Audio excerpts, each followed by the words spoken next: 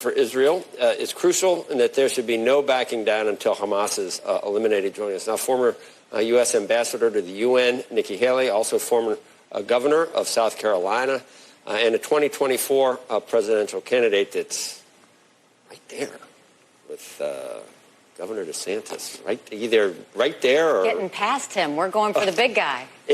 What is it? If you want something done? If you want something said, ask a man. If you want something done, ask a woman. I know. I can't believe I bring that up. It seems like I'm undercutting myself in some way. No, or speaking the truth. Yeah, or speaking the truth.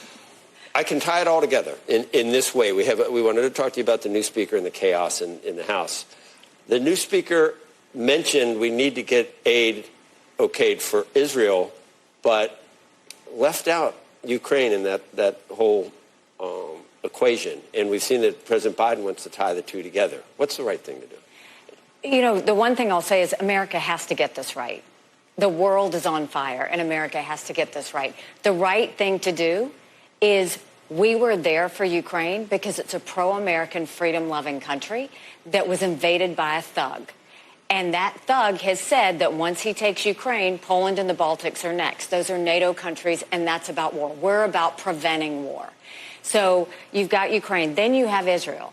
And we see what's happening in the Middle East. We do both. If you leave Ukraine, then the next step is they're going to want to leave Israel.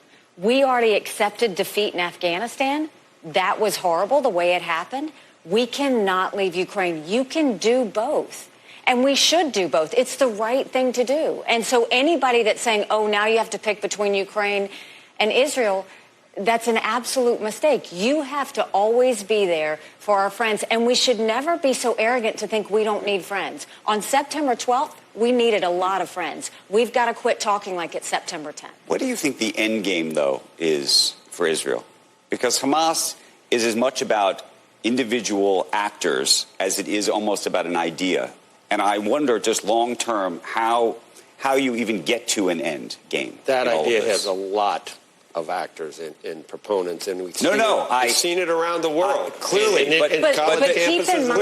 but also the backlash against however you would get to Hamas, however you would hold these individuals accountable, there is going to be losses along the way. And the question is, how do you do that in a way that actually makes the world come together around this? You're not going to please the world. You're not going to. Look, Israel has always tried to defend itself, and Israel has always been hit because of it. And what I would say at the United Nations, and what I'll say today, if that happened to any other country, there would be hell to pay. But because it's Israel, everybody's like, don't do too much. We should be doing three things. One, support Israel, whatever they need, whenever they need it, no questions asked. Two, eliminate Hamas. Don't weaken them, eliminate them, because if we don't, they will do this again. And three, do whatever it takes to get our hostages home. But see the bigger picture of all of this. There would be no Hamas without Iran. And look at what the bigger story of this all is. You have China and Russia name themselves unlimited partners. Iran is their junior partner.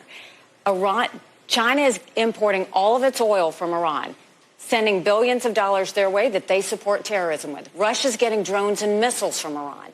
Look at the three. What do they all have in common? They all want to destroy the West, and they all hate America. The Economist, the latest edition, has this question, wondering if we will be stretched too thin to fight a potential three-pronged war, the two that exist right now, and add China to the mix. What happens? Is there a way to do this without creating World War III? Yes, there's a way to do this. And first of all, you look at Ukraine and Israel. If we just dealt with those two, that's only 20% of what Biden's green subsidy bill did. But if we deal with what's happening with Hamas, and you brought up Iran, does that mean we deal with Iran too? And how do you not start World War III without doing that? If you eliminate Hamas, you're sending Iran a message. Right now, look at how Iran is acting. They're trying to, Qatar, the fact that they've negotiated hostages, we've had 4 prayers answered. We've got 210 prayers to go. But why are they doing this? They're trying to avoid Iran being embarrassed by Israel going and taking out Hamas. They're sending strikes from Hezbollah. They're sending strikes from But that's the Houthis. question. I mean, I agree with you. Israel should be able to defend itself. I just wonder how we do this without... You think Iran will step down if Hamas is eliminated in in Gaza? You do it with strength. First of all, we don't know what Iran is going to do, but we don't run from fear. What we do is we eliminate Hamas. Don't forget that they rounded up those children, tied their hands behind their back, and burned them alive. Are we going after Hamas leadership in Qatar? Right? I mean, are we really doing this? We should. Okay, but I'm just saying, like, that's when people say they want to go after Hamas, then the true domino effect is real. So you have to go into Qatar, a country that says that they're our friend, and you'd have to do things that would be very, very complicated. I'm not saying you don't do them. I'm just saying all of a sudden it gets...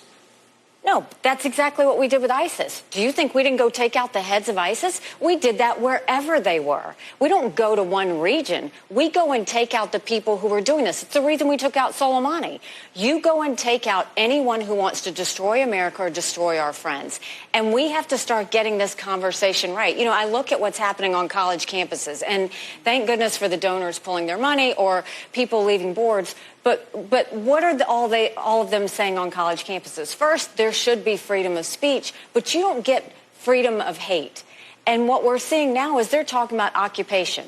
Is there occupation in Gaza? There's absolutely occupation in Gaza by Hamas. It's funny there's not an Israeli or a Jewish person in Gaza. Governor, some of the same people that are saying you don't get to have freedom of hate, you're allowed to have freedom of speech.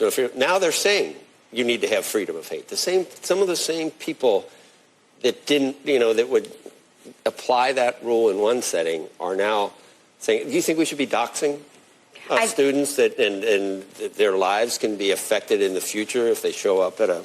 I tell my children now, everything you put on social media and everything you say is going to dictate who hires you and whether you get a job. Bill Ackman won't hire someone that he sees at a rally or I wouldn't hire someone that's celebrating Hamas. I wouldn't hire someone who is going to go out there and spew hatred because I don't know what they're going to do in my company. And so what I'll tell you is I think we should revoke all the tax-exempt status of universities that are allowing this to happen in the first place. I think Their your job is competitor to protect students. Your competitor just did that in Florida. You should.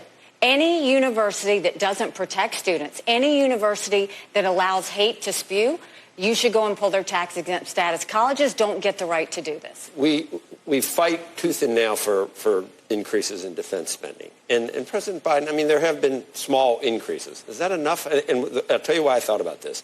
Iran is front and center, but you mentioned the hideous triangle between Russia, Iran, and China. Down the road, is China our biggest fear?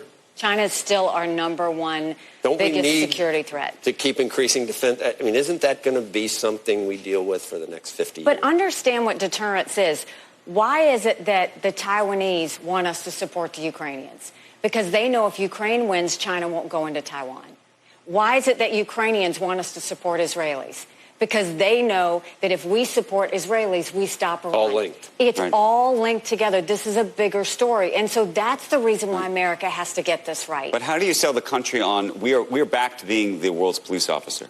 I mean, that's what you're effectively arguing we have to be. No, we are about protecting Americans and protecting our friends, not the police officer. We're not telling people how to live or what to do in their other countries. We're telling them not to kill Americans. We're telling them not to kill Israelis. And we're telling them that we're going to eliminate terrorists wherever we see them. And I think it's hugely important that we stay true to that. You have a diagram of how 2024 plays out in your favor? Because, I mean, I don't want to bore you with where we are right now. Do you think it'd be a problem if either Donald Trump or Joe Biden is president in 2024 with all the issues you're talking about right now? 75% of the country doesn't want a rematch of Biden and Trump. But how do we get there? What's going to... I mean, indictments don't... I win. It's that simple. So now we are second place in New Hampshire and South Carolina. We're tied for second place in Iowa. I've got one more fellow to go after. But let me tell you something. If ever you look at the world stage and see what's happening, we have to have a new generational leader. We can't deal with the grievances of the past, the headlines of the past. You know, what happens? We have this horrific tragedy in Israel, and Donald Trump's going to sit there and talk about an old issue he's got with Netanyahu. You don't do that to a country who just brutally lost so many of their people. Well, he's got more grievances with Georgia election officials than he has. He's got grievances with everybody. But I'm saying we don't have time for grievances. We have a country to save. So what do you ascribe the situation in the House to at this point? The leadership, members of the House who all ran and said they wanted to be the next speaker, couldn't get coalition from the rest of the Republican caucus that's there. Again, the guy who is the speaker at this point voted not to fund Ukraine. How do you take that message and convince Republicans before you even get to the main stage? I think, first of all, we have to look at the fact that the last couple of weeks was a total embarrassment for Republicans. I mean, that is not what Republicans need to do. When I was governor, I had a Republican House and a Republican Senate that butted heads all the time. And I would call them into my office and say, we're not leaving until we figure this out. They shouldn't have gotten paid through the whole time this was happening. They shouldn't have gone home. Now that there's a speaker, I pray that he's successful. We need him to be successful. America cannot be distracted. We saw what happened when Israel was distracted. America can't think that that can't happen here. But he's a close confidant and friend of President Trump's. He was very involved with trying to keep him in office after the last election. All eyes are on him. We'll all be watching his leadership. And, you know, it's different when you are a voter of one representing a small district and when you're leader of the House and you represent everyone. You have to watch out for the good of the entire conference. And so that's what we'll watch. Look, I want him to be successful. America needs to be strong and not distracted. You're getting some good backing. One of our guests, frequent guests, and we love Judd Gregg, Senator Governor Judd Gregg said, the nation needs Nikki Haley. Calls her a strong leader who can win. Get a few more of those and maybe this. But you still got that elephant in the room. The numbers just don't add up at this point. You know, that's what everybody said when they asked me, well, how are you going to break out of the field? And then when they asked me, well, how are you going to beat DeSantis? And now they're saying about Trump. The goalpost keeps moving. But I'm telling you, you are going to see it's slow and steady wins the race. We're disciplined, we're focused, and the people are coming with us. One more, because I have Megan, you know, I can't deny her. You've called yourself a union buster. What about this deal with Ford and the ongoing negotiations between the UAW and GM and Stellantis? That's pretty. We like when people get raises, Nikki. Right? Of I mean, course. and they didn't get raises during the financial crisis. Is So it a good thing or a bad thing? So I was a union buster in South Carolina because I made sure that the workers had direct contact with the people who hired them. I didn't want a middleman in there. I told my owners, I want you to make sure that you use your people to find your solutions, that you take care of them and respect them for who they are, and that you have, you know, family time for them to know when they're going to go to church and let them know how to have family picnics with the company so that they can feel invested. I made sure that direct communication was there. What happens is when the direct communication goes away, a union buster or a union comes in, and it's all about the union and them making their money. I want people to make money. I want manufacturers to manufacture.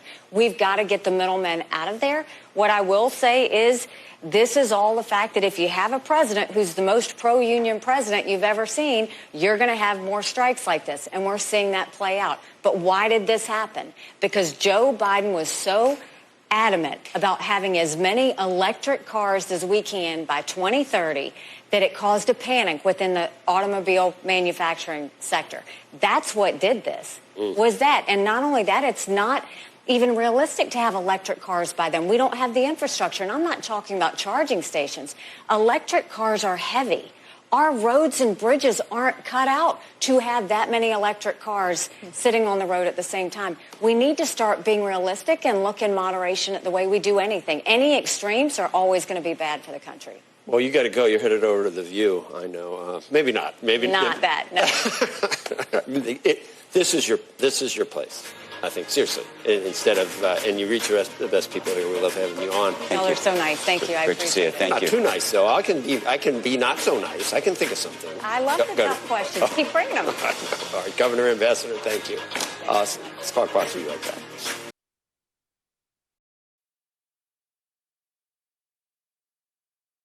You have a diagram of how 2024 plays out in your favor? Because, I mean, I don't want to bore you with where we are right now.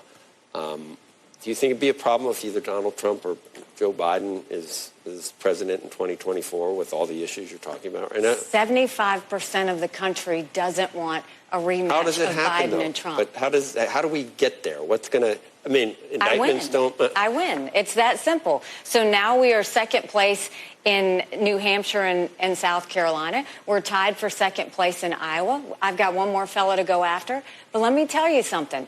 If ever you look at the world stage and see what's happening, we have to have a new generational leader. We can't deal with the grievances of the past, the headlines of the past. You know, what happens? We have this horrific tragedy in Israel, and Donald Trump's going to sit there and talk about an old issue he's got with Netanyahu. You don't do that to a country who just brutally lost so many of their people. Well, he's got more, but he's continuing. He's got to more live in the grievances past. with Georgia election officials than he has. He's got grievances with everybody. But I'm saying we don't have time for grievances. We have a country to save. So what do you... Some good backing. One of our guests, frequent guests, and we love Judd Gregg, Senator Governor Judd Gregg said, the nation needs Nikki Haley. Calls her a strong leader who can win. Get a few more of those, and maybe this, but you still got that elephant in the room. I don't, the numbers just don't add up at this point. You know, that's what everybody said when they asked me, well, how are you going to break out of the field? And then when they asked me, well, how are you going to beat DeSantis? And now they're saying about Trump, the goalpost keeps moving. But I'm telling you, you are going to see it's slow and steady wins the race. We're disciplined, we're focused, and the people are coming with us. One more.